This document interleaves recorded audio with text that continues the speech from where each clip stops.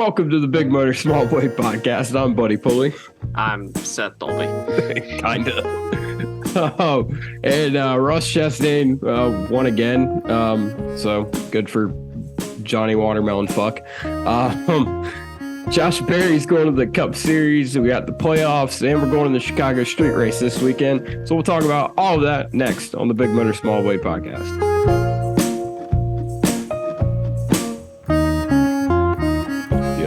Thing. What thing? The thing you always do after I finish the intro. Yeah.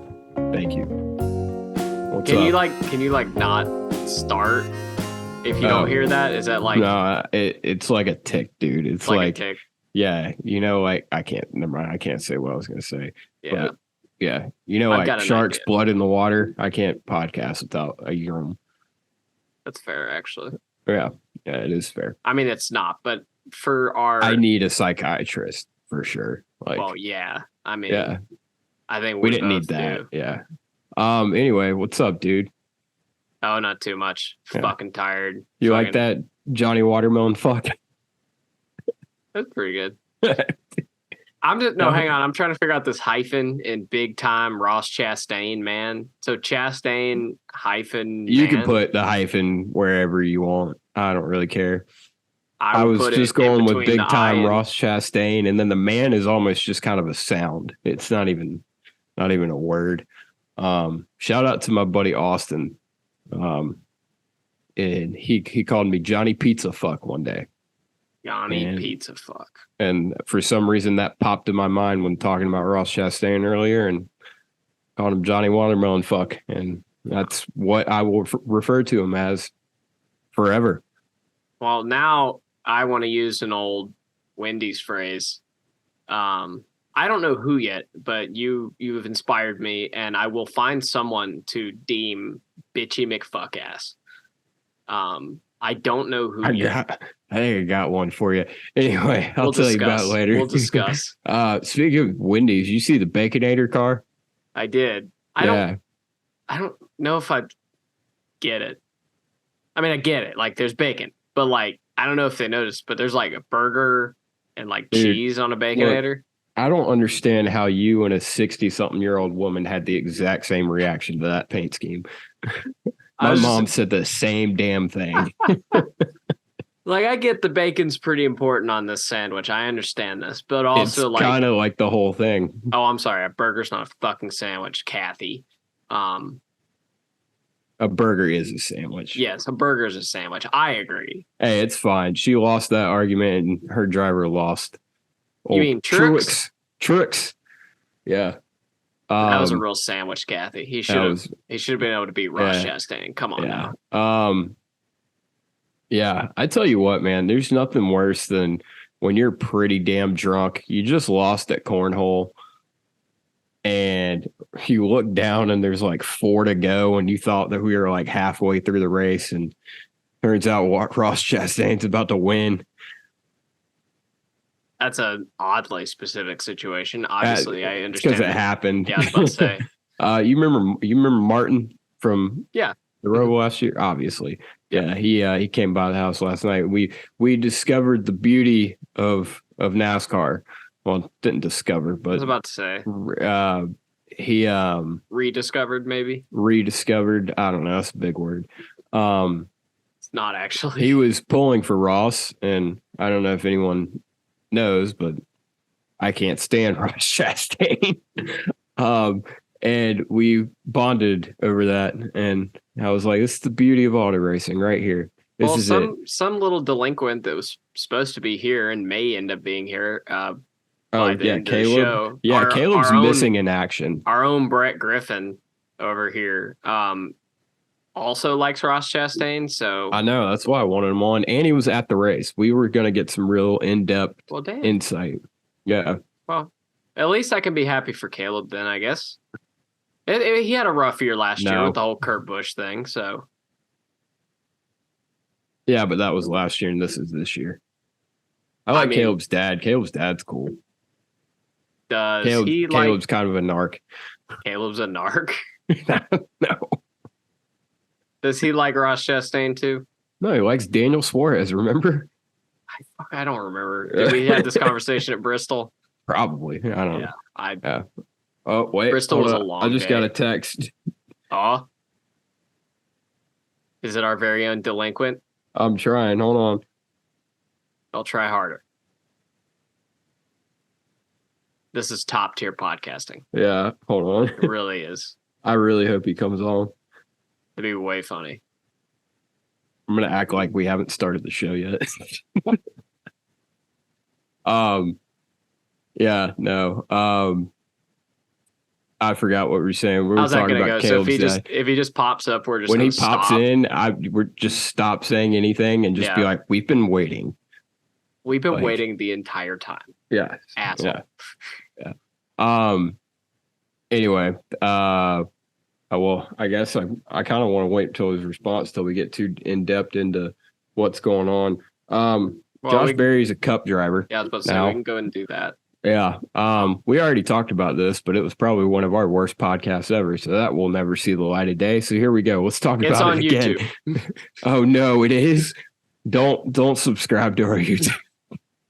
It's all. If you want to have a good hearty laugh at us trying to figure out what the fuck to do in the off week, you can see the light literally leave our eyes during this episode. Like we were both like, why are we putting ourselves through I don't this? know. Like, anyway, I'll start it off. There are 64 wins, Cup Series wins at Stewart-Haas Racing right now as we speak. 60 of those belong to one guy. They're going to be in a hell of a lot of trouble next year.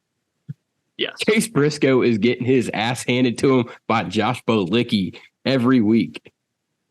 But Josh going to the 4-car, that's obviously it's a feel good story, right?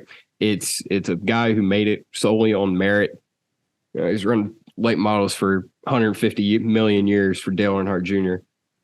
and finally got a shot. And I think the pairing with Rodney Childers is perfect. I said I think the only way this would work with Josh with SHR is if Rodney stuck around. He's sticking around. So, I think it's the perfect pairing. And I think really, if you look at it, he's going to have a good mentor in Kevin Harvick. And there's a lot of parallels to that. Like, they both were kind of thrown into a seat, if you will, and kind of have to replace a legend. Josh has 10 Cup starts, like Tony said, on someone else's dime that he was not ready for, and he performed. So, I'm excited for it. Okay, so I'm really glad I get to do this again because I may have implied you had that a bad take. It was a bad take. It was a bad. Stand by it. Okay, so I'm gonna halfway stand by it. I understand what I was trying to say now. Denny Hamlin helped me through it a little bit. Yeah. Yeah, I think Josh is a great driver. There's no doubt about that. I'm not 100% convinced that he's going to be a great Cup driver, just due to the need to go all the time that a Cup driver has, and that's just totally opposite of his skill set. And he's definitely talented. He can definitely learn it. I just feel like that's going to be a pretty big learning curve as far as this is your job now. It's a little bit different when you're filling in for someone. But it's just going to be a really big learning curve, and we'll have to see. I think it is entirely possible that it's just not his gig. And that's just kind of the feeling I've been having. I really hope it works out for him because like we said, it's a great feel good story. Josh is a great guy. It's the kind of guy we want to get to the Cup Series, with the right path and the right attitude and not being a shithead. So he's the kind of guy we want in the Cup Series, but I'm a little bit concerned that it's just not going to be his gig.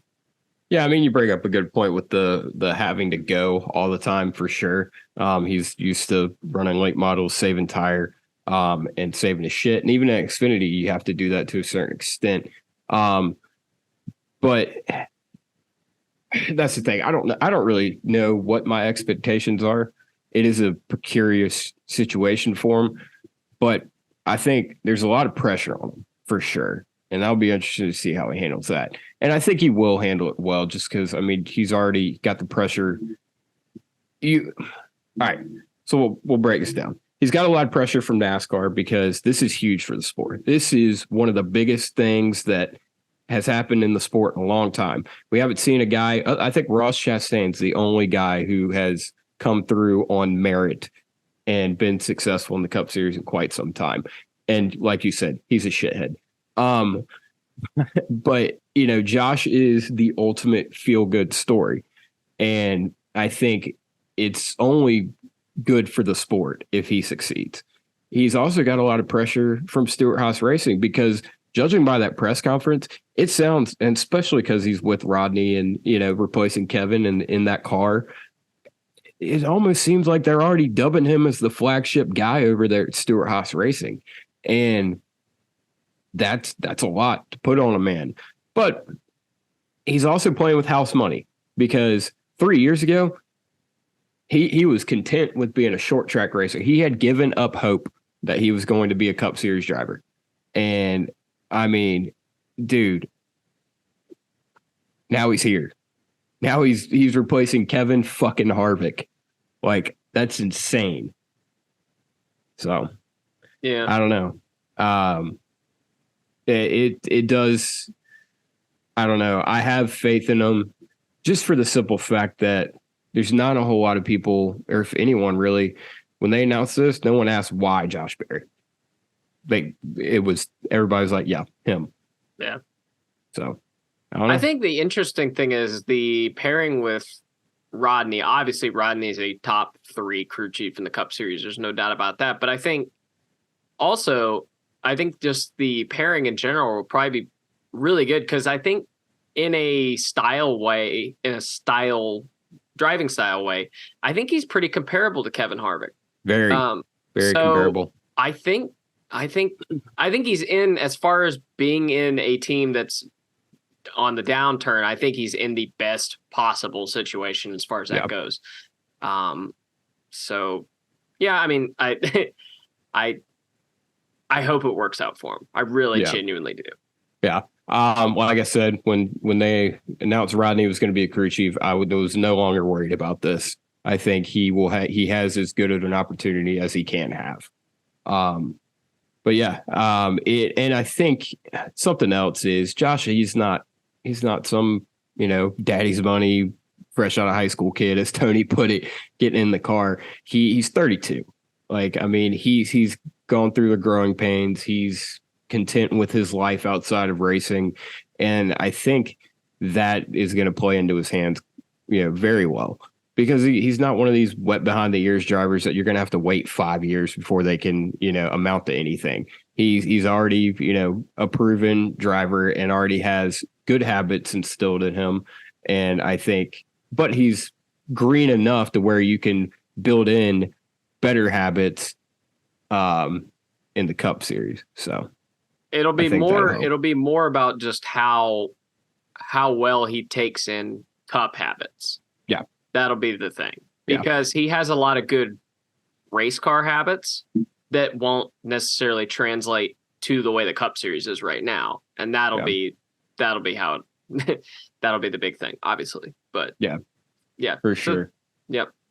Tony also did say something about, like I said, daddy's money. He's not interested in having some kid who, you know, is a paid driver. Does he know Riley Herbst and Cole Custer run his Xfinity cars? And does he know that he had Danica Patrick on the team? I know that's not daddy's money. Does he know that? Does he know that? I mean, it was GoDaddy's money. GoDaddy's money. Does he know Eric Almirola is like right over there? That they begged him to stay, allegedly. Yeah. So yeah, I mean, does this mean is not above daddy's money? We'll put it that way. Does this mean Harrison Burton's not getting the 10 car? Did Tony see that shit he did at Phoenix? Is that why?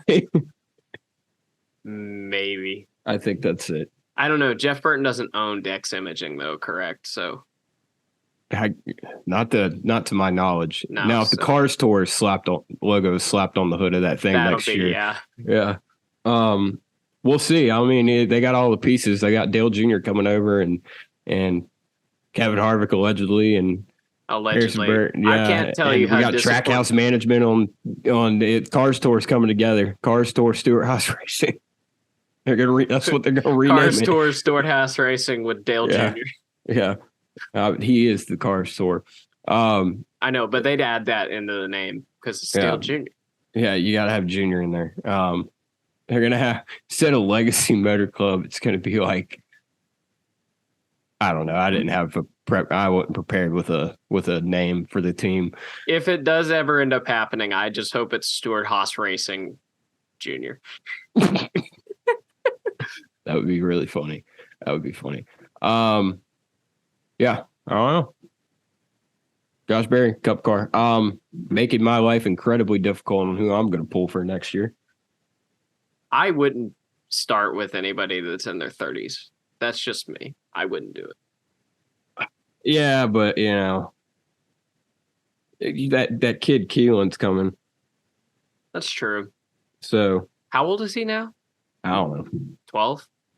10, 12, something. He's gonna be 11. I always think he's older than he is for some reason. Yeah. I don't know so why. So it might be a good thing. Yeah, I don't know. Probably because he looks like Kevin. That's probably why I think he's older than he is. Dude, Ashley sends me a fucking picture from the driver's meeting the other day, and someone posted it on Twitter, and she goes, I thought that was Keelan sitting next to Kevin. I zoom in, it's Ty Gibbs. They do look about the same age. That is hysterical. Ty Gibbs looked like he was about 4 foot shorter than Kevin. He's shorter than he is. Tall? Yeah. Is he like 5'4"? I don't know, but he's got like a weird mullet going on. Bear with us, people. I think Haley's coming. God, finally. Jesus, man. We've been waiting. And we're still waiting. This fucking asshole. About time. Oh my God, what is that face? Dude, I'm feeling good right now. We've been waiting. The entire time. I got all this pent up, I got blue balls over here. Buddy wants to talk about Josh Berry so bad. I want to talk about Josh Berry so damn bad. Go for it. You missed me. Call your boy out. Which one? The Johnny Mellon fuck. Oh, go for it. Yeah, man. I tell you what, that guy, his eyes are slowly coming back together. All right. You ready to start the show? All right. Yeah, I got you. All right, cool. Welcome to the Big Motor Small Blade podcast. We've already been doing this podcast for about 20 minutes. You missed it. That's Caleb. Anyway. Let's get into you hadn't missed us talking about the race. So what do you think about Josh Berry? Yeah, what do you think about Josh Berry? Or just what do you think about him? It's a good move. You know, it don't matter how old you are. It gives people like his age some hope that you can still do some good things, and I think he'll do good in the 4-car. Okay. Good synopsis. Yep. Seth thinks he's going to fall flat on his face. That is not what I said. That's not what Seth said at all. Anyway, yeah. Caleb, all right, go ahead and start us off. How was your weekend in Nash Vegas? I'm slowly recovering. You barely survived NASCAR. I barely survived it. It was nonstop. The storm I thought was going to affect us, but overall I think it was a good weekend. Great turnout for the truck race, seeing Carson Hussevar win. That was awesome. The Xfinity race was good. They wrecked the dog fuck out of them cars. Yeah. I mean, I've never seen so many wrecks in my life. It was nonstop. I don't know. We were both at that Xfinity race in Daytona last year. Yeah, that was crazy too. I thought it was going to go south real fast, but I tell you what, I don't know. The cars, the track, the incompetent people, I don't know. It's a mixture of everybody. But overall, I think it was a good weekend. I give it a solid 7 out of 10. 7 out of 10. Josh Williams coming on our podcast. Yeah. I never told. No, I ain't hit him up yet. So I didn't never tell Seth. You told me that happened. You didn't explain what exactly that meant. So what happened, Caleb? How did this all happen? So Speedway Children's Charity, they have a website that's really awesome. You can, and I know I'm getting all my fills. You could donate money, goes to a good cause. Caleb's in the pocket of big. Do what? Caleb's in the pocket of Speedway Children's Charity. I am. I'm deep, elbow deep. I'm just giving away that money to good things. The one of the things was to do a meet and greet with Josh Williams on Saturday, and this was at like 9 o'clock in the morning, still hungover from the truck race. My eyes are still bloodshot. So we got to go meet him as the top 3 bidders, and one of us got a parking sign, which is one kid got it, and then the rest of us got to hang out and bull crap with them. I didn't realize how intimate it was that we took a golf cart into the track, and we went to the green lounge up in turn 4, walked inside, and there he was, and he's like, "What up?" He's kind of like a non-playable character in a video game. You just asking him questions, and he's just standing there, kind of like a little booth set up. You just called Josh Williams an NPC. He kind of is in a way, and I don't mean that. I'm calling him that on the show, 100%. Yeah, we're gonna call him an NPC. Until he did that thing in Atlanta, he was basically a non-playable character. No, he's cool though. Well, eventually, then I was like, "Well, dude," I told my dad, I was like, "You know what? We should call Buddy. I don't know if he's busy right now. Let's see if Buddy's got any questions for him." And I was not ready for this at all. Yeah, I was like, "Well, I got to get a hold of him." I was like, "Dude, I need you to answer the phone right now," because he's just standing there, and he's like, we have, I think, like an hour to hang out with him, and I guess people were done talking. I was like, "All right, let me put him on speaker," and he's like, "Is this dude's name real? Is it really Buddy? Like Buddy the Elf?" I heard him fucking say this shit too. Yeah. I said, "Yeah, it is," and he was just so stuck on it. And then we talked about the paint scheme. I asked him. I was so confused. I asked him. I was like, "Why'd you run the Pele Rico Kevin Harvick throwback?" That's the only thing I could think of. Solely selfish inquiries. And I was like, "It's a throwback to somebody else." So I was like, "All right." Yeah, he's a good dude though. He's at me. He's like, I brought up the podcast, and he's like, "I'm all about it." He's like, "Just DM me on Instagram, and we'll get something going." So now the ball's in Buddy's court. It is in my court. So, yeah. So I will message him here in the next day or two, and we will see if we can get old Parkett on the show. Oh yeah. Yeah. How would we even go about this as far as the actual show goes? So what we would do is, I don't know if you've ever opened your Instagram app, but there's a button up in the corner. I understand how DMing people works. That's not what I'm asking. Anyway, I guess we don't need to go through this right now, but yeah. We're not interviewers. I'll put it that way. No, we're gonna learn today. I don't think Josh Williams is really an interviewee, so it'll be a fun time. Sure. Dude, I was like, "This is Morgan Wallen, dude. If I could do a Morgan Wallen, I could do it with anybody else." What is doppelganger for life? All right, cool. All right. Goddamn, how's your dad, man? How was that? Oh, it was good. Dad had a good time. Oh yeah. We beat the Bears, man. I tell you what, I think we outnumbered them. Came out strong. I did not beat the Bears right now, and I'm on the West Coast, so I'm really trippy right now. So holy shit, the time's throwing me off. I did not beat the Bears. I beat the Bears, and they fucking beat my ass back. I had a rough night. I remember Ross winning Sunday before the race too. That was awesome too. They let same charity. They let you ride on the track, and unfortunately it started raining, so we didn't get to opening it up. But it was pretty sweet, cool deal to actually be in the pits and all that before the race started and on the racetrack. Yeah. So you got to drive on the track on Sunday. Drive on the track. Yeah. Did you get my wife and I did it a few months ago, and her SUV, and then we did it. Shout out to Enterprise for always supplying the fast cars. We had the Audi A4, and we went out there and just got it done. So we did run some laps. My man. All right. Not the blacklist already know it. It's coming quick. That's fine. Just don't beat the shit out of them driving down Daytona Beach or whatever they did in Days of Thunder. Yeah. Yeah. So the race. How was the race, Seth? It's fine. I want to see you bullshit your way. Okay, Newsflash. Seth was at a concert. Seth was at a concert in Atlanta. Which concert? Caleb, I have a hard time believing that you would know who Dream Theater is. Is it anime? No, it's not anime. It's not anime. If you like 20-minute songs with 15 different sections, you'll love it. Otherwise, you won't like it. Sounds like love making music, but mine are like 2 minutes long. Trust me. So yeah. Never mind. We don't need to get into all that. Anyway, I realize we're recording. Yeah, thank you. I love you. What? Not really. I don't. But anyway, so from the content I've consumed from the race, I think I wouldn't have liked it very much. Wow.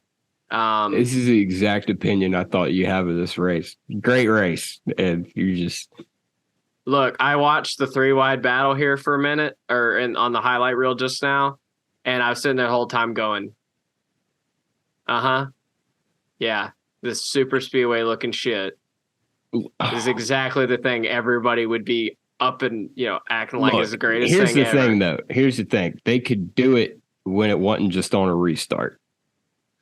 Because they have multi-groove racing. They can run from top to bottom. Caleb, you were there. You've seen it probably. Yeah. I mean, the resin, because Josh Williams had brought it up, there's a little bit there, which is cool seeing the top side work on the track. But Seth did mention, I mean, on the restarts, that's when you saw heavy 3-wide racing. It wasn't extreme like Atlanta or pack racing all the time, but the cars can kind of lend and draft to one another, which is pretty cool. And then it's just more strategy. I honestly think there could have been, this whole race could have had no cautions had it been for Tyler Reddick's tire changer not screwing something up. Yeah.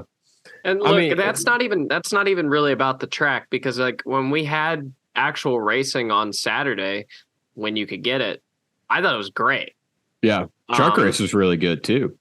They actually look like professional race car drivers in that truck race. That's hard to believe. I know, right? Except for Lawless Allen. Lawlessness. Never mind. We'll either get there or we won't. He's kind of a dumbass. I don't really care to mention his name anymore. I mean, his name's about the most interesting thing about him, as far as I can tell. So I don't know. All right, tell me how I'm wrong. Man, I guess you're entitled to your own opinion, even if it is wrong. And there's right, wrong, and Seth. Let's be clear. And I don't know, man. I thought it was fun. I love Nashville. I think it's a good track. I think that it is shocking how good of a track it is. Put on 3 pretty great races, in my opinion. And I think I share the opinion of a lot of people that thought, why the fuck are we going to Nashville Super Speedway? And here we are, and they're explaining to us why we went to Nashville Super Speedway. I think the fact that the resin's not like, it's not overpowering like we see it at other tracks helps it too. I mean, you can run anywhere. You can run top, bottom, and you can make it work. And I think that is something that, we don't see at a lot of places. This car doesn't perform well on single groove racetracks, Indianapolis. And so, don't say that. No, Indy's going to be the greatest race ever next year when we run it. Yeah, I'm sure it'll be. I'm waiting for Tiregate 2.0. Dude, someone tweeted out the video of, this is totally off topic, but it was in 92 when they did the test at Indianapolis. They're running side by side. I'm like, yeah, they were doing that on purpose. They were like doing like simulated pace laps, you fucking idiot. Anyway, they were doing that on purpose to sell going to the track. Anyway, besides the point, people on Twitter are stupid. I don't know, man. I thought it was a good race. I thought it was fun to watch. I thought, we saw comers and goers. We saw, there's a stark difference in who was good at the beginning of the run, who was good at the end of the run. And it wasn't as much of a just aero controlled race as, some of these places are. Definitely aero is an issue, and that's not, track's fault. Not that I don't think any of us are arguing with the track, but I don't know. I thought it was a good race. I had fun with it. I was drunk as hell, but I had fun with it. I like the lap traffic. The fact that like Bowman at one point in the race was actually competing with the leaders. He was knifing through there for a minute. Yeah, it did so safely. I mean, that guy was just adamant. He's like, I'm going to be the lucky dog. I'm not going down again. Right. I mean, that was pretty them cool. lap cars raced the shit out of Ross Chastain. Yeah. They raced the hell out of him. They gave a run for his money. I was like, damn. Yeah. They weren't having it. We're 3 fucking wide for 4 laps. That wasn't cool. Even just a little bit. That was sweet. Kinda, I guess. Not once did it look like they got the least bit out of control. Yeah, that is one thing that it annoyed me about the Cup cars is, the Xfinity cars, obviously you could tell they were fucking out of control. And like I said, when we got racing on Saturday, it was really good. I enjoyed the shit out of it. Nashville put on great racing. Yeah. I don't know. I think I'm just kind of over the product of the next gen car at this point. It works really well at some tracks, Charlotte, Homestead, places like that. And Cancel. I don't like it at Kansas. I just Jesus don't. Christ. I just don't. It's I don't know. It's not terrible at Kansas. I just don't love it. Like, so from what I was watching, this track with this car kind of feels like a wider Darlington, the way it runs. Like they feel the same with this car. Not I don't that know why. they I don't aren't know the same. why that is too, because I feel the same fucking way. Yeah. So, and I don't like Darlington right now, with this car. So I don't know. Do you think more horsepower would change that? Or 100%. It would definitely 100%. change it, but ultimately, fundamentally, there's still too much overall grip in these cars. They are so mechanically sound that, yes, a horsepower would definitely alleviate that to some extent, but we need groove tires at this point. Like, we really need it. I think if we got that and they were soft and they wore really well and you had to like really work them in, something that would really benefit Josh Berry next year. And you had to pay attention to how much tire you use throughout the entire run. I think we would immediately see a significantly better product, even at these really good racetracks here, Kansas, places like that are really good, but still definitely have just that little too much. You'd see what we saw in qualifying in the race. Yeah. That set up and everything. Yeah, exactly. And I bring up the groove tires because, like, obviously we're not at a point where we can make an entire wholesale change to the car. Just financially, we can't do it. So I'm interested to see. They're doing that weird splitter test here whenever for New Hampshire. I'm interested to see what happens there. I mean, I don't know. That's a horse we've beat half to death twice over. So, and if for anyone who doesn't know math out there, that's just we beat the horse to death. Yeah. Thank you. I hope you got that right because I wasn't paying enough attention to do the math. Probably didn't. Ryan Blaney, God, hit the hell out of that wall. It's probably a lottery ticket after that one. Yeah. Before we get into that, by the way, Seth, you picked Ryan Blaney. I won the picks. God. So anyway, Ryan Blaney hit a safer barrier, or didn't hit a safer barrier. He hit a concrete wall.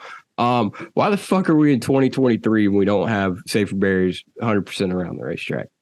Caleb, you used to live there. Why the hell? I don't know, man. It's a South. You ain't buy enough. You ain't buy enough beer. They're making all this money off. All the money's going elsewhere. Are they making all this money off concessions? They can't get enough to. That's nice. Brian Blaney's gonna buy them a safer barrier. Yeah, no kidding. Or somebody said Kentucky Speedway's got extra they can use, which is a sore topic, It's not a sore topic. I'm glad that place can rot. Yeah. The amount of people that suddenly loved Kentucky Speedway all of a sudden was, well, whatever. Because Bob Pockers tweeted something about he retweeted at the track, or the officials they survey every track and every possible angle the car can make contact with the wall, and much like what was it, St. Louis at one point and Phoenix used to have the break in the wall, which I always thought, I was like, it's one of those things like, gravity and momentum, the car is just going to pull itself forward and make contact with the flush side of the wall. But there's always that one opportunity where you catch the wrong angle that you're going to hit it head on, and it's just going to destroy the car. Yeah. And I think this was one of those where they're like, shit, we didn't expect this car to go as fast to the grass and hit that one angle. It's kind of like hitting the infield of turn 1 and 2 head on. You're like, how are you hitting that? Well, it's like people are like, oh, it's just a bad luck freak thing. Luck is when opportunity meets preparation meets opportunity. And that was lack of preparation. And we had plenty of opportunity for it to happen. And it fucking happened. That was Kyle Busch's wreck in Daytona. Oh, that was what that was. And we're lucky that it didn't end as bad as it could have. Well, so, I mean, it's like baby proofing. The whole point is to see all the possible problems. And somehow in current year, we've managed to have another failure like this. It's so unacceptable. I can't wait to hear Larry Mack talk about it. Yeah. Larry Mack's he's been harping on that for 10 years, and he's right. I mean, it's just, I don't know, it's just unacceptable. I mean, it validates what Carl Edwards said, because everybody's, Carl Edwards is like, no, I'm not coming back yet. I've seen what these next gen cars can do. I mean, I don't want to get hurt. And then this is a product after literally what he just talked about. And then we saw Kyle Larson's car at Talladega. We've seen the car actually go through something that hasn't happened yet, which is make contact with a flush concrete wall. So yeah, it gives you a new perspective on if the car is going to hold up. And 2, was the driver okay? I mean, fortunately, he did walk away. So yeah, crazy. Well, and that's the thing. You bring up Carl Edwards. I mean, if he was going to come back, he definitely ain't now. No, I'm good. Not after that. I mean, you can definitely tell. You can definitely tell he's interested, because we've seen him now twice in the past month and a half at the racetrack, which is more than we'd seen in the past 5 years. So, well, apparently he's doing damn sim testing for Gibbs for Chicago. I don't know if I believe that. Gibbs, or was it 2311? No, it was Gibbs. Yeah. I mean, I could see it. They'd be like, he's in town, and she's like, hey, you want to come run the sim? I don't know. I'm kind of fine with Carl just being gone. I mean, I wouldn't mind Carl coming back occasionally doing TV. It adds to the allure of it. I kind of hate that he's come around for these two things. I just wanted to imagine that we'll just never see Carl again, and I just want to hear the legends of Carl Edwards. Yeah, you're like, what happened to that guy? The guy was sorry, Ryan Blaney. I know you hit that wall really hard, but I want to talk about this Carl Edwards conspiracy theory. But before we get off the Blaney thing, I mean, they're talking about we have guys that inspect the track every morning or whatever they said. I mean, I'm pregnant in quadruplets too, if that's the case. I mean, it just stupid. Just absolutely fucking inexcusably stupid. That's all it is. Yep. I don't have anything else to say about that. I wholly agree. There's no reason for it. As a good buddy of mine would say, that is the Jeffrey Earnhardt of walls. I guess they figured once Jeff Gordon retired, they'd stop finding all the concrete walls, because that was Jeff Gordon's specialty there for a while, and that's all he was good for there the last couple of years. Yeah, 100%. He hit way more concrete walls than victory lanes there for a few years. Yeah. Damn. Holy shit. That's true. It's fucking true. Oh my God. Anyway, look, I'm a Jeff Gordon fan. I could say it, okay? Ross Chastain won this race. Yeah, that's good. No, Caleb, you like Ross Chastain. Oh, I love him. For whatever fucking reason. It's slowly, I'm kind of filling out. It's kind of like dating a new girl. I'm just trying to see how things are. Yeah. You hit the 3-month mark yet when they go crazy? Oh, yeah, absolutely. Okay. Yeah. And I just want to get a piece of that watermelon. It is kind of odd though that he does share it in a way. It's not like he's breaking it apart anymore. He's just letting people bite out of where he bit it. Yeah, that's kind of like there's COVID afoot. Like, yeah, there's Teflon in that watermelon. Everybody. God. Once it touches the track, it's game over. Dude, yeah, I was waiting for you to walk up and just take a bite out of it too. I was looking. Yeah, I don't know how them people got down there. I was waiting my turn. It just wasn't gonna happen. Dude, I'd eat racetrack watermelon. I ain't gonna lie to you. Dude, I was telling someone that this morning. I was like, dude, honestly, like I can't stand the son of a bitch. But if he came up there and was like, here, watermelon, I was like, you know, man, I like watermelon a lot longer than I've disliked you. So I'll take a bite. That'd be your next appearance on a NASCAR commercial is you eating fucking watermelon. That's what would happen. God damn it. Yeah. With Ross, I'd be out of luck wearing my Trackhouse jacket, and then everybody think I'm a fucking Ross Chastain fan, and then I'd go fucking. Never mind. Wait a minute, that's Buddy, Ross Chastain fan. Yeah. Wow. That damn Caleb boy, inbred. I done converted him one or two. Hey, talk about that celebration at the end. He went. Tell me about it. You were there, bro. Them burnouts. He's like, he started out in turn 4, and then unfortunately Daniel Suarez succumbed to his winning, and Chase Briscoe knocked his whole tire out. That's pretty crazy. What word did you just say? Succumb to it. Succumb. They're brothers. That sounds like Buddy trying to say supposedly. My boss says that. All right, I want you to talk about Ross winning here in a second, but we'll unpack this Daniel Suarez thing here. Was Chase Briscoe just trying to make up the laps he was down? Is that what he was doing? Where the fuck was he going? Wide open. I don't know what he was doing. I mean, dude. I got to pass him somehow, home? I guess. Yeah. He's like, I'm going home. I mean, now I guess Daniel, his spotter, held Frank Kimball III or whoever the fuck his spotter is.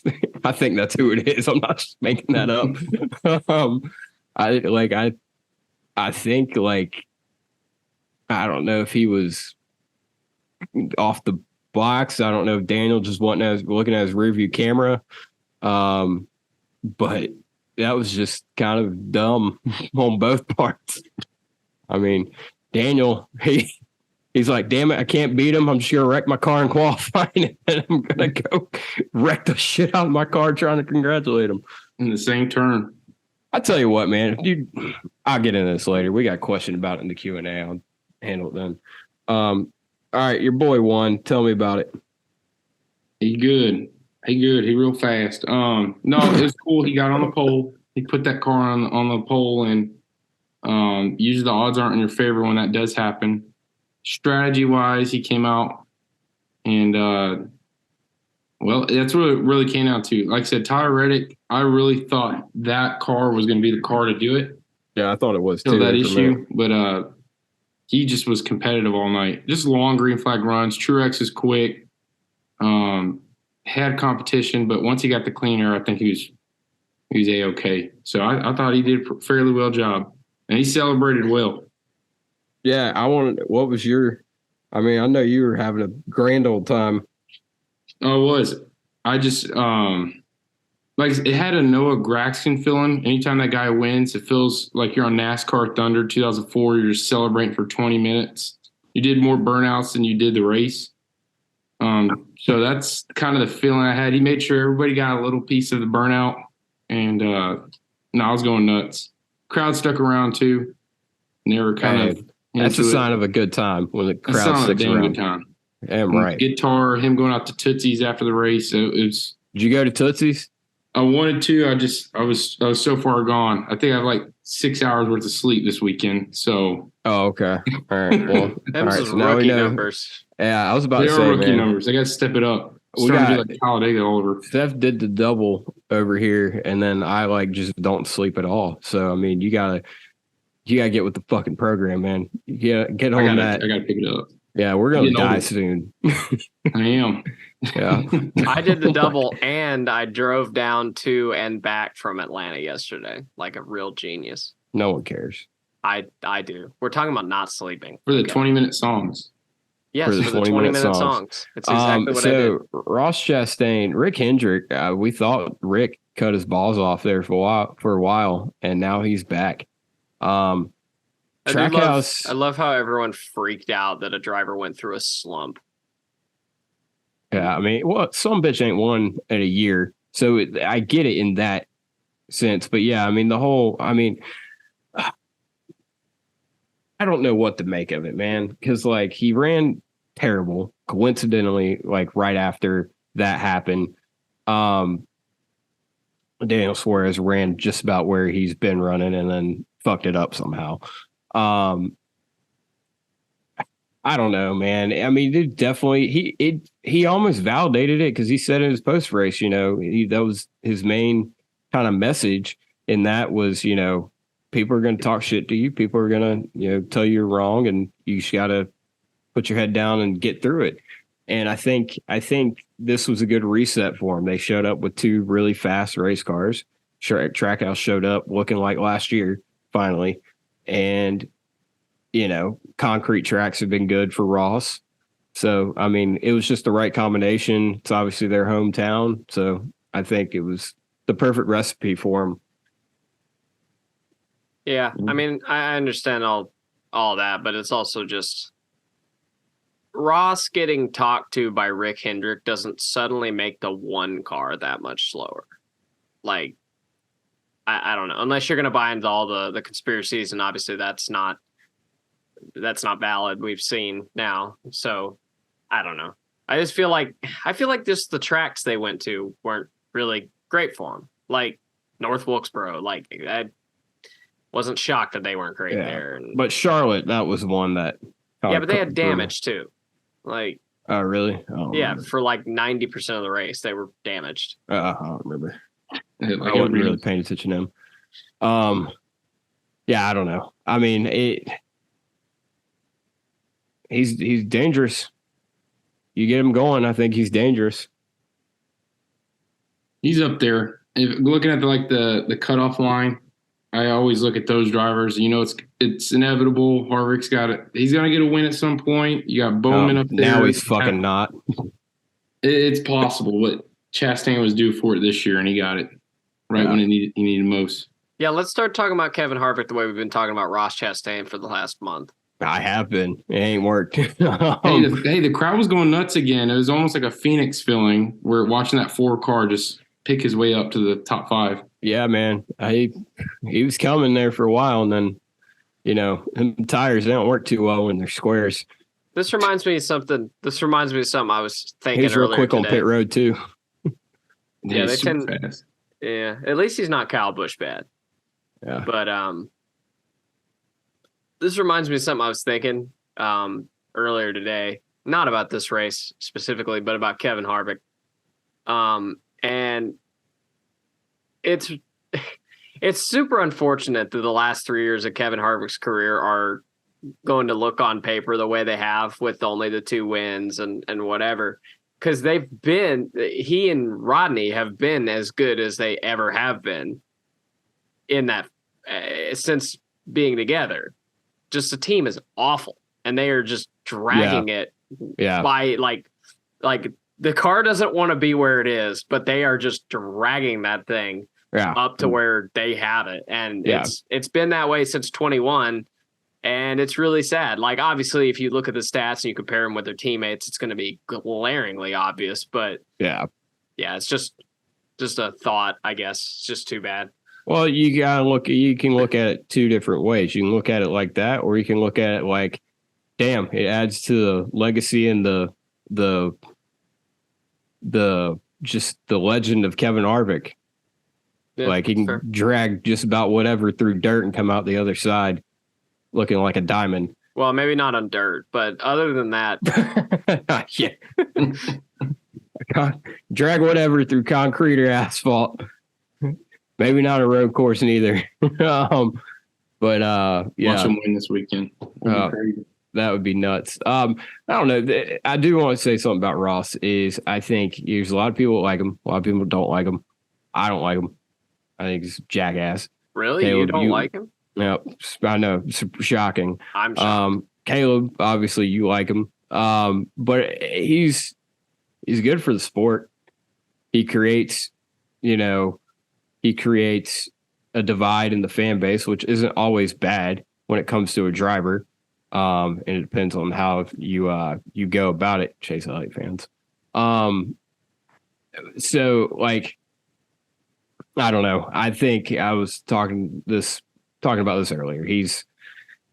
I was talking with Martin and how we were just going at it. He's pulling for Ross. I'm not pulling for Ross, and we're at each other's throats, but hugging at the same time. And that's what the sport's all about. And, like him or not, Ross Chastain is a polarizing driver, and we need that right now. I think if Ross will be more like this from here on out, I think it will be an overall positive. If he reverts back to the way he was, where he's just running everybody over all the time, I don't think that's a net positive, because this, I don't know. I want to mix both. I don't even want to mix. I want him to be aggressive. I want him to be aggressive, but the sheer stupidity that we saw in May specifically, I'm not convinced that's a good thing. I mean, no, we see that's not. Yeah. But so if that's what we get, I'm an agent of chaos. So. See, I'm over the chaos. We've overdone chaos so much. It's kind of Caleb, like, say your piece on it. Shut up, Seth. I've heard this argument 74 times over. we're becoming the Transformers of racing. He is. I think he's going to be more mature after that win. I don't know what it is. I think he's going to have a different mindset moving forward, especially the second half of the season. It's kind of hard not to take anybody out when you're running up front. So he seemed less like an alien this weekend than he had in the past. Yeah, he seemed a little bit human for once in his life. This guy's actually normal. It's kind of weird. Yeah, his eyes, like you said, Caleb, his eyes are going slowly. They're slowly coming together. Yeah, that's what exactly. I know. And he's gonna change his name. He's like, my name wasn't Ross the whole time. It's like Richard or something. What the fuck? It's like Men in Black. There's like an alien just waiting to come out. I didn't think we're making Men in Black reference on here, but here we are. All right. Good movie. Thank you. Other than that, I'm looking down the list of my things to talk about. I think that's about all I got. Okay. Yeah. Okay. All right. What is our opinion on the flared quarter panel on the 10-car in the Xfinity Series? I was gonna bring that up. That's y'all go ahead and talk about it. I got a formulated opinion on it. I ain't thought about it for more than 2 seconds. Give your political stance. Yeah, political stance. Okay, I'll go since I brought it up. It doesn't bother me. But I thought it was hilarious hearing Cole Custer and those guys just bitch about it. Like, how about you back your car in the fence if you want some extra aero? Dumbass. Right. Think with your brain. I back like the car into the fence. I like that opinion. I'm gonna take that one. Caleb, you go. What was it? Michael Waltrip won a Daytona truck race and half his spoiler was missing. Yeah, right. A lot of the pack drivers towards the end and ended up winning. So I guess it's just what you can do with your equipment. Now, if you're Jimmy Johnson on pit road and Chad Knaus tells you got to back your ass into the wall after the race so we don't get caught cheating, that's a different story. But I guess it's just the luck of a draw. That was some reverse psychology. It is. Yeah. It really is. They were fucking with the front of the car, and they were going to check the back. They're going to check the back. We're going to see what's going on with this back end. Yeah. No, I mean, until you hit that crutch panel and you start choking up and getting sick, like Junior and a lot of other people, that's when it gets real bad. Yeah, you got to be skillful about it. That's what it is. Like, if who the fuck was on the side of AJ Allmender's car? Bailey Zimmerman. Yeah. Who the hell was that? Some singer. Are you like a fan? Do you like a good one? No. Oh, okay. Okay. I was just curious.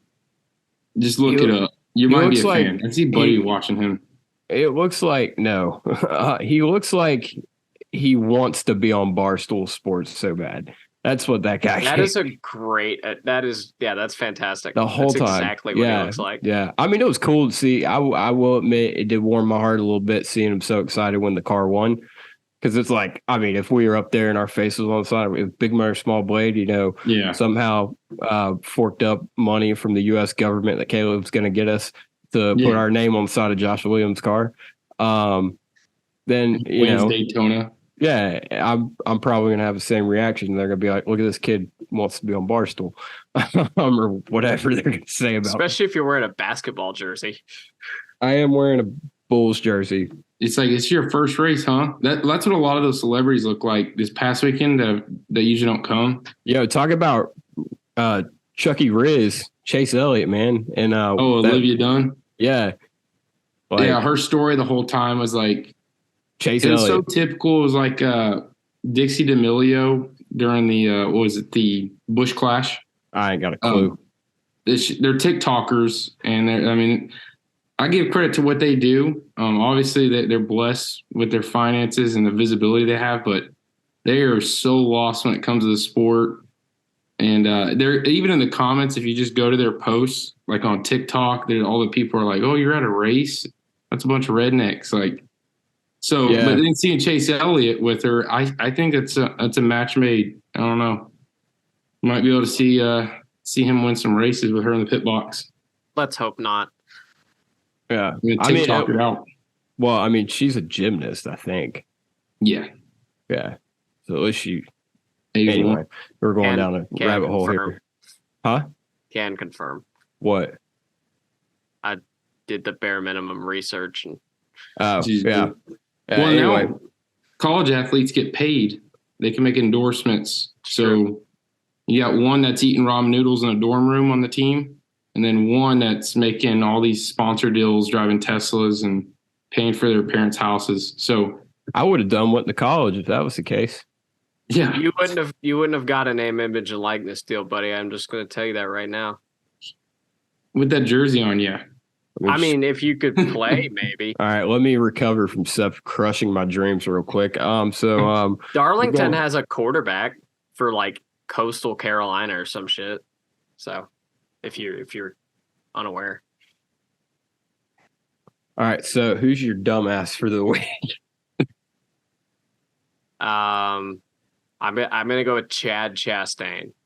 I don't even remember what he did. I just remember him spinning out. He spun out for nothing to do. That's for damn sure. Yeah. So I'm going to go with Chad Chastain because I just think that's funny that there's a Chad Chastain. Yeah. I think they're the same person. I don't think they're different. They're always together. Wait, no. Hang on. No. Nashville Super Speedway for that area where there wasn't any safer barrier. Oh, that's a good one. All right. Caleb? I'm going to have to go with the traffic plan. They seem to not get the shit figured out. And this is our third year at doing it. And I had to wait like several hours just to get out of the parking lot. So Nashville Super Speedway and their traffic plan definitely have to fix it. Still the longest race to get out of. How was getting into the track compared to last year? Like not the parking lot, physically getting in the track through the gate. Yeah. So this was weird. They formed a human centipede, or I'm sorry, a human line of people. And a human line of people, as opposed to what, Caleb? So they were all like, basically we walked in, it was fluid, but they formed a group of people and forced everybody to go through one gate when this one other gate was wide open. It was fluid, like them people on that Very submarine. Fluid, like the people. Oh, buddy. No. No. It's too soon. Let me push this microphone away. Y'all talk. Oh. You should be ashamed. This is a microphone head. No, it was good though. You got in really quick. They did the security before you go even to the will call and all that. So usually you do the security line, go straight to scan your ticket. You got to go through security and you got to hang out in a miniature midway area. Kind of like if you need to get tickets, you had to go through security in order to go to the ticket booth window. So that kind of helped out. Just, I don't know what they were doing at one point, blocking one of the gates with a chain of people that worked there. It's kind of weird. And then you still can't bring coolers in. So That is dumb. Yeah, that's really Yeah, that's fucking really dumb. dumb. I get the dry county, but man, I need ice. I need. Wait, is that the I get reason? one bottle of water in my bag. That's about it. Is that It's the a dry reason? county? Yeah, so Lebanon itself, Wilson County, which is home of the Renaissance Festival as well. It's a dry county for private Thanks for that events. nugget. Yeah, it's there. You can buy it in gas stations. You can go to bars. You can do all that. You just any events that they hold, from what I was informed by like the deputies in the county, they said that they can't sell alcohol, or you can't bring your alcohol from outside into a facility, or there can't be outside vendors that are not approved through the sanctioning body. So it's weird. Okay. I guess don't that know. makes sense. I think it has to do with religion. I'm going to go and say it's a religious thing. It's the Especially South. on I mean, Sunday. that's exactly what that is. Oh yeah. Okay. Yeah, because last year, I mean, they didn't scan our ticket getting in. There were people dropping like flies from heat exhaustion. And then it rained, and then they just didn't give a fuck, and I went and got my cooler and brought it in. Yeah, we got hammered. Or I got hammered specifically. No, it was definitely a Okay. It was definitely a 2-man effort. And That's what I thought. You had those hard Mountain Dews, and we were just throwing them bitches back. yeah, those fucking terrible things. They were not good, but Yeah, I drank too many damn Bojangles hard sweet teas the other night, and it was not good. Not a good move. Are they good? I haven't had one. They're yet. good, but you they? should probably only have like one. Yeah, that's probably a good idea. Yeah. That was 7 was not the duration I needed to travel on that journey. Well, that's the thing. I get a lot of times people are like, "Oh, why don't you want to drink something that tastes better than like a beer?" I'm like, because I'm gonna drink too many of them if I have something that doesn't taste like bad. So my dumbass, I got a couple. The wall itself for hitting the shit out of Ryan Blaney. I'm also gonna go with Ross Chastain for causing that wreck between Chase Briscoe and Daniel Suarez. I'm also gonna go with what's his name, Chase Briscoe, for being Chase Briscoe, and then I'm also gonna go with myself for getting way too fucked up Sunday night and not thoroughly being miserable about the fact that Ross Chastain won this race. You were messed up before the race ended. I was, before, during, and after. Wait, so okay, I'm not drinking in Chicago. It's probably a good move. It's gonna be hotter than fuck. And expensive. It's not gonna be that hot.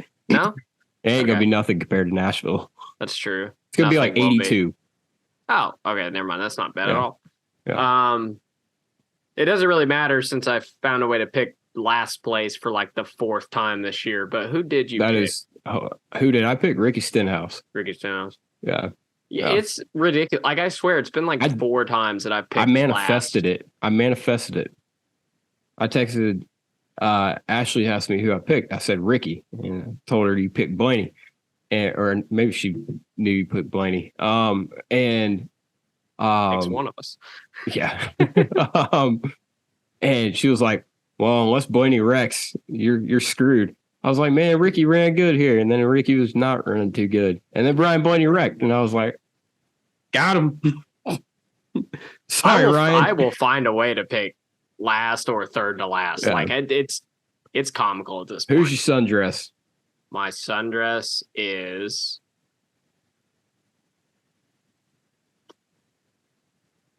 I don't want to pick that guy in the one car. And I'm not. All right, Seth has I got 2. So here, I'll take yours. You don't have to give one this week. Okay. All right, Caleb, go ahead. I have to go with Chastain. I'm shocked. It's man, I'll take it for the team, and it better not be one of your 2 though. What? Yeah, you're gonna be shocked to know he was not one of my 2. I'm gonna go with. I actually got 3 apparently written down, so I'm just gonna go through them because I fucking run the show. It's welcome to the Buddy Bully experience. I'm glad when I said that it's become a funny thing and not like it's hilarious. It's great. Eric Jones. What did he do? He finished 8th which is like a win and a half for Legacy Motor Club right now. He that got is a Swift. teabagging for Legacy Motor Club right now. Yeah. Holly's gonna fuck him real good. We got Carson Osavar. Just real growing moment for him. Hopefully he can get him and his girlfriend's situation figured out. I hope you know that meme, or else it doesn't make no sense. Also, Garth Brooks for shitting on shitty conservatives, not just conservatives in general, Caleb, just shitty ones, and also for being on a race car. I just don't drink Bud Light. I never have. Same, never have. Yeah, I started. Let me stop. Anyway, we're going to Chicago. Who we picking? Caleb? Chase Elliott. Are you fucking serious? All right, you can be dumb if you want. I've only made one or two. I don't even know where I'm in your guys' standings. Just pick someone. Yeah, we don't know. Yeah. We're gonna give you like a playoff waiver or something. I don't know. Yeah, I need a playoff waiver. I had a broken leg. Third leg broke like halfway. What are we doing? They got snowboarding over there in Phoenix. Snowboarding. No, it's 112 right now. There's mountains. There is mountains. A little bit of snow certain times of year. I'm going to go Blaney. I'll just go Blaney on this one. He's going to recover. He'll come back. I mean, he does have a positive attitude going into Chicago. So, yeah. I mean, I guess that might add for something. I mean, shit, all the walls are going to be without safer barriers. So. Oh, man. All right. I'm going to pick someone equally as shitty as you, Seth. Ty Gibbs. Oh. And here's why. Jason's going to finish last now, and Ty Gibbs going to finish like 12th or something. Ty Gibbs is going to win the sumbitch. You know why? He's going to run a respectable race because he's a decent little road course racer. And I think it's going to be the perfect amount of chaos to where a lot of the big hitters get taken out, and we do have this out of left field winner. And I think it's going to be Ty Gibbs. That's fair. I mean, like as soon as I said it, I was regretting picking Chase, but I knew there's only 3 road courses left, counting this one. And I knew I wanted him for one of them, and I didn't know which, so we just rolled with this one. I probably should have waited for Watkins Glen, but I'm just going to roll with it. Picking Chase Elliott in Indianapolis. I'll go ahead and tell you right now. No, you can have him. I don't want him in Indianapolis. Yeah. Anyway, he got beat. Chicago. He got beat when they had those things cheated up, so I don't think he's going to win in the next year. Hey, man, we're going to let's put this in perspective.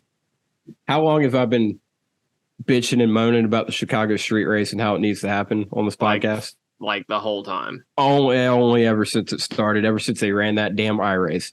And about 5 days from now, we will be in Chicago, Illinois, the Windy City, Bull City, watching a fucking NASCAR race. We leave on Friday, so the race is in 5 days. Fuck you. There's an Xfinity race before then. Okay. Anyway, we're going to the street race in Chicago, my dude. Like, this race is gonna probably suck, but it's gonna be a great damn time, and we could say we fucking did it. It's gonna be a good one. You guys are gonna love street races. The Nashville street race I go to every year. Oh yeah, you're the only one who's been to a street race. Yeah, it kind of, I don't know.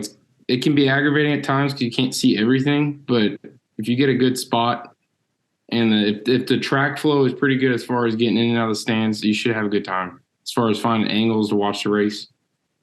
But yeah, that's the thing. That's the only thing I'm worried about, because like I was looking at the map, and I don't know where we're gonna be able to actually see anything, but we'll see.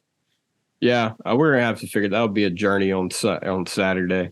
Get your walking shoes. Yeah, damn right. Yeah. Now that's a safari episode for sure. Damn right.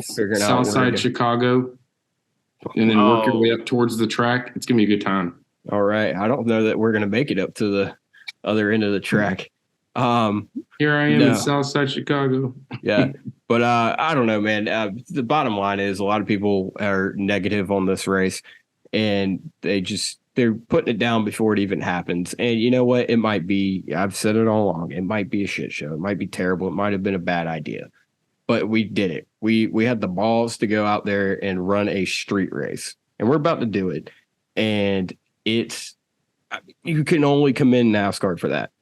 They're bringing they're bringing the cars to the people. People wouldn't come to the cars. They're bringing the cars to the people. And I think they're setting up like a midway outside of the gates. And so that'll be good for, I think that'll be interesting for people just walking around downtown Chicago. They can get up close enough to NASCAR and realize, oh shit, that's what's going on here. This is cool. And then, when we might come back here next year, they might buy a ticket. So I think it's I don't know, man. I think the experience for the fans, as long as that's good, I think it's a success. Yeah, I think honestly, so I'm not terribly excited for the race itself. But I'm really glad that I'm going, just solely because the actual race itself, I don't think is going to have any bearing on whether or not the event is a success or not. So yeah. I'm really glad I'm going to be able to be there and be able to kind of judge that for real instead of just seeing what Twitter has to say. It's almost trial by fire, dude. I mean, because we've seen you can't, and I think NASCAR has learned this lesson, you can't send Xfinity or truck and expect results. You have to send Cup. And so that's why we have these things like that. And so, like I said, trial by fire, I think if it doesn't work, if it works from a fan aspect, we know we can do street. And if this isn't the right track, it doesn't produce good racing, fine. But we know we can do street racing. And so that opens up the Pandora's box on what you can do with it. So, and maybe this adds a possibility for the trucks from Chicagoland that weekend as well. Because I used to go to those races all the time in Chicagoland. Yeah. And it's outside the city. That would be a cool build up. I'd be interested to see, if this doesn't work and they don't bring the street race back, if they would be willing to go back to Chicagoland. I don't think they would, though. Probably not. Yeah. Yeah, I don't know what the deal is with it was a great track. Beautiful track, too. There's only one thing that's confused me. That's not like a big deal or anything necessarily, but so Cup drivers are not allowed in the Xfinity race, which I'm fine with, but I don't understand the logic of them not being allowed in this race. But Cup drivers in the truck race at North Wilkesboro was totally fine. It's the All-Star race, I guess, but I think that was the point of it. Okay. Yeah, it's kind of weird. Have there been other races recently like that where Cup drivers aren't allowed? Yeah, fuck. This has happened before. I can't remember where that happened. Like recently? Isn't it for the Dash for Cash? They try to avoid it. Dash for Cash? No, but this was like a new track. I cannot remember what race it was. Oh, it'll come on me as soon as you can get off of here. Anyway, they do have 43 entries for this Xfinity race, so that's pretty cool. So they're gonna send some people home. Damn right. You're gonna make that trek all the way up to Chicago, get stuck in that fucking traffic in Ohio, and then you're gonna have to turn right around and go do it again. All right. Yeah. That's been the show. We're gonna go do the Q&A. Y'all are gonna hang up this. No, y'all, not y'all, Caleb and Seth, but the people listening, you're gonna hang up this and then go listen to the Q&A. Whenever we're gonna do it in real time. So that's been the show. I'm Caleb Doyle. I'm Buddy Pulley. I'm Seth Dolbat. Dolbat? Dolbat. I didn't know that's how that Y was pronounced. Yeah, apparently. Spanish. Yeah, it's Spanish. Holy shit. Now I know. Speaking of Spanish, you see Bubba Wallace bumping around your boy? Oh, yeah. And then Hamlin almost not Hamlin, somebody got thrown into the wall. Or Blaney. Yeah. Yeah. Well, not Bubba bumped and around Kyle Larson. This shit was hilarious. Yeah, I did saw that. That was pretty funny. Oh, yeah. To it. Yeah, he did. All right, cool. That's been the show. We'll see y'all one day. Go fuck yourself.